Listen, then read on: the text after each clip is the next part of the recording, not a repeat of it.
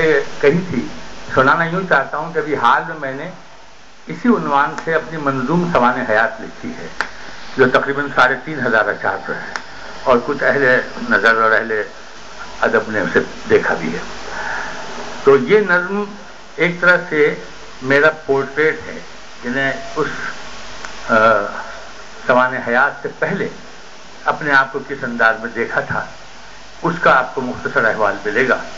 اور یہیں سے مجھے تحریک ہوئی تھی کہ میں منظوم سوانح حیات لکھوں، جو شاید اردو ادب میں پہلی بار لکھی گئی ہے۔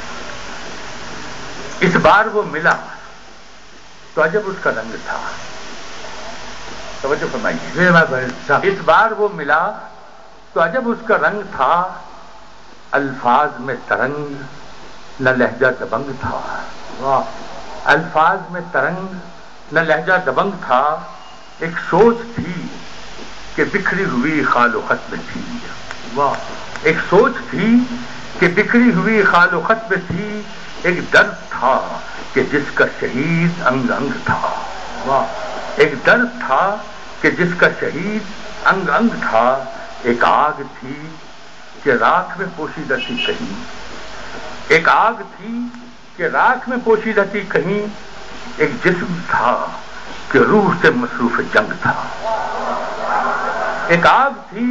کہ راکھ میں پوشیدہ تھی کہیں، ایک جسم تھا کہ روح سے مصروف جنگ تھا۔ میں نے کہا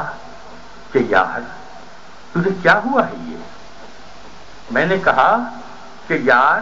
تجھے کیا ہوا ہے یہ، اس نے کہا کہ عمر رواں کی عطا ہے یہ۔ واہ کیا کہہ رہے ہیں، میں نے کہا کہ یار واہ واہ تجھے کیا ہوا ہے یہ، اس نے کہا کہ عمر رواں کی عطا ہے یہ۔ میں نے کہا کہ عمر رواں تو سبھی کی ہے، واہ، میں نے کہا کہ عمر رواں تو سبھی کی ہے، اس نے کہا کہ فکر و نظر کی سزا ہے یہ، واہ، میں نے کہا کہ عمر رواں تو سبھی کی ہے، اس نے کہا کہ فکر و نظر کی سزا ہے یہ۔ میں نے کہا کہ سوچتا رہتا تو میں بھی، میں نے کہا کہ سوچتا رہتا تو میں بھی ہوں، اس نے کہا کہ آئینہ رکھا ہوا ہے یہ، اس نے کہا کہ آئینہ رکھا ہوا ہے یہ، دیکھا تو میرا اپنا ہی عکس جلی تھا وہ، دیکھا تو میرا اپنا ہی عکس جلی تھا وہ شخص میں تھا اور حمایت علی تھا وہ،